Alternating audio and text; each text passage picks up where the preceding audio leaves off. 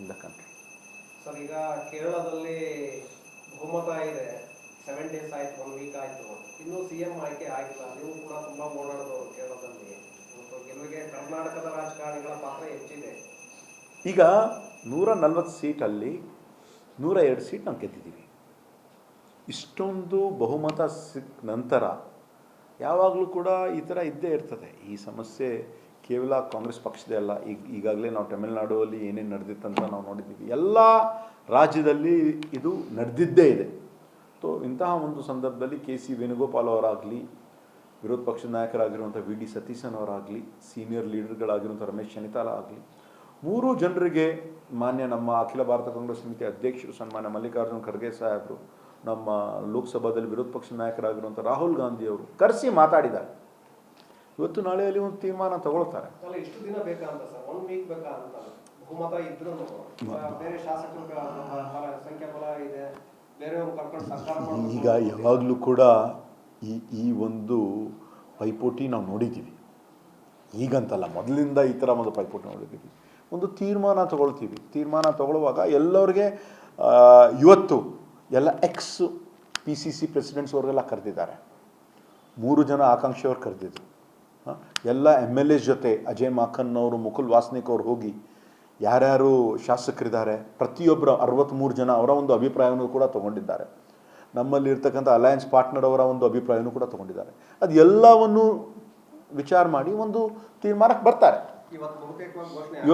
ಬಹುತೇಕವಾಗಿ ಇವತ್ತು ಘೋಷಣೆ ಆಗ್ತದೆ. ಕೇರಳದಾದ್ಮೇಲೆ ರಾಜ್ಯ ರಾಜಕಾರಣದಲ್ಲಿ ಸಂಪುಟ ಪುನರಚನೆ, ಅಧಿಕಾರ ಹಂಚಿಕೆ ಮುನ್ನೆಲೆಗೆ ಬರುತ್ತೆ.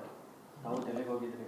ಹೌದು, ಬಹುಶಃ ಅದೆಲ್ಲ ಈಗ ಆಗ್ತದೆ. ಸುಮಾರು ತಿಂಗಳುಗಳಿಂದ ಆಗ್ತದೆ ಅಂತ ನಾವೆಲ್ಲರೂ ಕೂಡ ಕಾಯ್ತಾ ಇದ್ದೀವಿ. ಈ ಕೇರಳ ಮುಖ್ಯಮಂತ್ರಿ ಅವರು ಪದಗ್ರಹಣ ಆದ ನಂತರ ಇದು ಪ್ರಾರಂಭ ಆಗಿ ಆಗ್ತದೆ. ನೋಡೋಣ. ಇದು ಮಾನ್ಯ ಮುಖ್ಯಮಂತ್ರಿ ಅವರು ಬಹುಶಃ ಇದೆಲ್ಲ ಆದ ನಂತರ ಮಾನ್ಯ ಮುಖ್ಯಮಂತ್ರಿಯವರು, ಉಪಮುಖ್ಯಮಂತ್ರಿಯವರು, ನಮ್ಮ ಪಕ್ಷದ ಹಿರಿಯರು ಎಲ್ಲರೂ ಹೋಗೋರಿದ್ದಾರೆ. ನೋಡೋಣ ಏನೇನಾಗ್ತದೆ.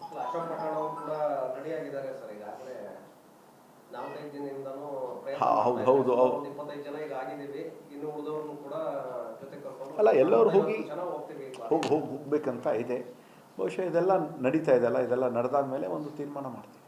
ಪ್ರತಿ ಬಾರಿ ನೀವು ಸಂಪುಟಕ್ಕೆ ಪ್ರಬಲ ಆಕಾಂಕ್ಷಿ, ಆದ್ರೆ ಎಲ್ಲೋ ಒಂದ್ ಕಡೆ ಮಿಸ್ ಆಗ್ತಾ ಇದೆ. ACC ಅಧ್ಯಕ್ಷರ ಕಡೆಯಿಂದನೋ ಅಥವಾ ಬೇರೆ ಕಡೆಯಿಂದನೋ ಆಗ್ತಾ ಇದೆ. ಇಲ್ಲ ಈ ಬಾರಿ ಬಹುಶಃ ಎಲ್ಲರ ಒಂದು ಸಹಕಾರ, ಸಹಯೋಗ, ಆಶೀರ್ವಾದ ನಮ್ಮ ಮೇಲೆ ಇರ್ತಿದೆ ಅಂತ ಸಂಪೂರ್ಣವಾದ ಒಂದು ವಿಶ್ವಾಸ ಇದೆ. ಎಲ್ಲರೂ ಒಂದು ಭರವಸೆಯನ್ನು ನೀಡಿದ್ದಾರೆ. ಈ ಬಾರಿ ಅನುಕೂಲ ಮಾಡಿಕೊಡ್ತಾರೆ ಅಂತ ಒಂದು ವಿಶ್ವಾಸ ಇದೆ. ಕೇರಳದ CM ಆಯ್ಕೆ ವಿಚಾರದಲ್ಲಿ ನಿಮ್ಮ ಅಭಿಪ್ರಾಯ ಏನು ಸರ್? ವೇಣುಗೋಪಾಲ್ ಅವರು ಆಗ್ಬೇಕಾ, ಸತೀಶನ್ ಆಗ್ಬೇಕಾ? ಇದು ನಾವು ಯಾವಾಗಲೂ ಕೂಡ KC ವೇಣುಗೋಪಾಲ್ ಅವರು ನಮ್ಮ ರಾಜ್ಯದ ಉಸ್ತುವಾರಿಯಾಗಿ ಕೆಲಸವನ್ನು ಮಾಡಿದ್ದಾರೆ. ಭಾಳ ಹತ್ತಿರದಿಂದ ನಮ್ಮ ಕರ್ನಾಟಕ ರಾಜ್ಯದಲ್ಲಿ ಕಾಂಗ್ರೆಸ್ ಅಧಿಕಾರಕ್ಕೆ ಬಂದಿದ್ದಾರೋ ಅವ್ರದ್ದು ಒಂದು ದೊಡ್ಡ ಪಾತ್ರ ಇದೆ. ಆದರೆ ಇದು ಏನು ತೀರ್ಮಾನ ತೊಗೊಂಡ್ರೂ ಕೂಡ ಇವಾಗ ನಮ್ಮ ಹೈಕಮಾಂಡ್ ತೊಗೊಳ್ತಾರೆ. ಅದಕ್ಕೆಲ್ಲ ನಾವೆಲ್ಲ ಒಪ್ಕೊಳ್ತೀವಿ. ಯಾಕೆಂದರೆ KC ವೇಣುಗೋಪಾಲ್ ಅವರು ಮುಖ್ಯಮಂತ್ರಿ ಆಗ್ತಾರೆ ಅನ್ನುವಂಥ ಕಾರಣಕ್ಕೆ ಇಡೀ ಕರ್ನಾಟಕದ ರಾಜಕಾರಣಿಗಳನ್ನ ಕೇರಳದಲ್ಲಿ ಕೆಲಸ ಮಾಡೋದಕ್ಕೆ ಬಿಟ್ಟಿದ್ರು. ಬೇರೆ ಬೇರೆ ರಾಜ್ಯಗಳಿಂದಲೂ ಕೂಡ ಪಕ್ಷದ ನಾಯಕರನ್ನ ಕರೆಸಿ ಅಲ್ಲಿ ಕೆಲಸವನ್ನು ಮಾಡ್ತಿದ್ದಾರೆ ಅಂತ. ಹಾಗಾಗಿ ವೇಣುಗೋಪಾಲ್ ಅವರಿಗೆ ಸಿಗಬೇಕು ಅಂತೇಳಿ ಹೆಚ್ಚಿನ ಎಲ್ಲ 63 ಶಾಸಕರಲ್ಲಿ 46 ಶಾಸಕರು ಅವ್ರ ಪರವಾಗಿ ಹೇಳಿದ್ದಾರೆ, ಅವ್ರ ಬೆಂಬಲಕ್ಕೆ ನಿಂತಿದ್ದಾರೆ. ಇದೆಲ್ಲ ಗಮನದಲ್ಲಿಟ್ಕೊಂಡು ನಮ್ಮ ಕಾಂಗ್ರೆಸ್ ಪಕ್ಷದಲ್ಲಿ ಹೈಕಮಾಂಡ್ ಇಸ್ ಸುಪ್ರೀಂ. ಅದು ಕೇರಳದಲ್ಲಿರ್ಬೋದು, ಕರ್ನಾಟಕದಲ್ಲಿರ್ಬೋದು, ಬೇರೆ ರಾಜ್ಯದಲ್ಲೂ ಕೂಡ ಇರ್ಬೋದು. ಹೈಕಮಾಂಡ್ ಏನು ತೀರ್ಮಾನ ತಗೊಳ್ತಾರೆ ಅದಕ್ಕೆ ನಾವೆಲ್ಲರೂ ಕೂಡ ಒಪ್ಕೊಳ್ತೀವಿ, ಭದ್ರಾಗಿರ್ತೀವಿ. ನಮ್ಮ ಕಾರ್ಯಕ್ರಮಗಳನ್ನ ನೀವು ನೋಡ್ತಾ ಇದ್ರೆ ನಮ್ಮ ಚಾನೆಲ್ ಅನ್ನ ಸಬ್ಸ್ಕ್ರೈಬ್ ಮಾಡಿ, ಪಕ್ಕದ ಬೆಲ್ ಐಕಾನ್ ಒತ್ತಿ ನಮ್ಮನ್ನ ಬೆಂಬಲಿಸಿ.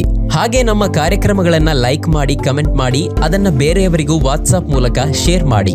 ನೀವು ಹೀಗೆ ಮಾಡಿದಾಗ ನಮ್ಮ ಚಾನೆಲ್ ಇನ್ನಷ್ಟು ಮತ್ತಷ್ಟು ಜನರಿಗೆ ತಲುಪಲು ನೀವು ನಮ್ಮೊಂದಿಗೆ ಸಹಕರಿಸಿದ ಹಾಗಾಗುತ್ತೆ. ಇದು ನೀವು ಯಾವುದೇ ಖರ್ಚಿಲ್ಲದೆ ಕೆಲವೇ ಸೆಕೆಂಡುಗಳಲ್ಲಿ ನೀಡಬಹುದಾದ ಸಹಕಾರ. ಧನ್ಯವಾದಗಳು.